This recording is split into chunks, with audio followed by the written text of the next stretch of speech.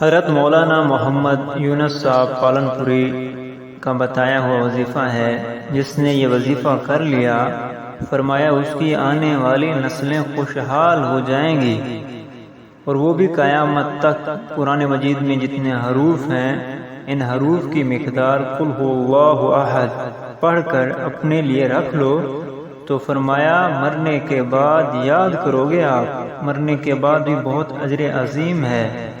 سورۃ اخلاص پڑھنے کے لیے ہر مرتبہ فرمایا بسم اللہ پڑھنا ضروری نہیں، ایک مرتبہ پڑھنا کافی ہے۔ 10 مرتبہ جو سورۃ اخلاص پڑھ لے تو حضور صلی اللہ علیہ وآلہ وسلم نے فرمایا پڑھتے ہی جنت میں محل تیار ہو جاتا ہے۔ یہ وظیفہ مالدار، شاندار اور جاندار ہے۔ جس مقصد کے لیے وظیفہ کریں گے اسی مقصد میں 100% انشاءاللہ کامیابی ملے گی۔ اولاد نہیں ہو رہی، اللہ پاک نیک صالح اولاد عطا فرمائے گا۔ شادی میں رکاوٹ ہے، بندش ہے، یا شادی کے لیے سرمایہ نہیں ہے، اس وظیفہ کی برکت سے اللہ کے حکم سے تمام رکاوٹیں ختم ہو جائیں گی۔ یا غربت کی وجہ سے بہت پریشانی بن چکی ہے، اللہ پاک غیب کے خزانوں سے مدد فرمائے گا۔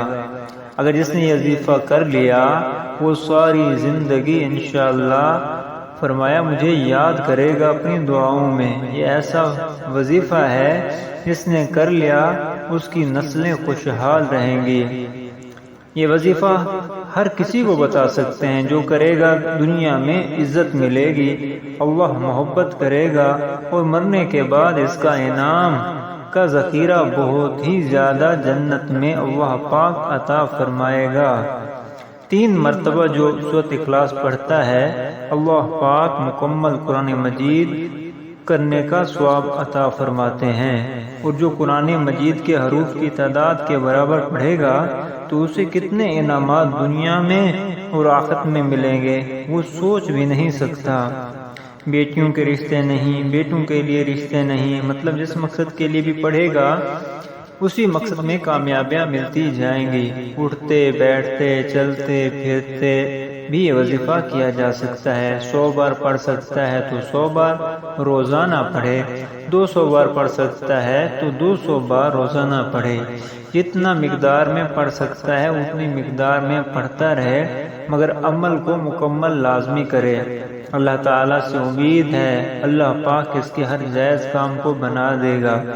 اپنے مال کے برکت کے لیے پڑھے گا تو مال میں برکت بڑھتی چلی جائے گی، اور اگر اپنی اولاد کی اصلاح کے لیے نیت کر کے پڑھے گا تو انشاءاللہ تعالی اولاد صالح ہو جائے گی۔ بیماری سے حفاظت یا علاج کی نیت سے پڑھے گا اور پانی پر دم کر کے پیتا رہے گا تو ہر طرح کی بیماری کا خاتمہ ہو جائے گا۔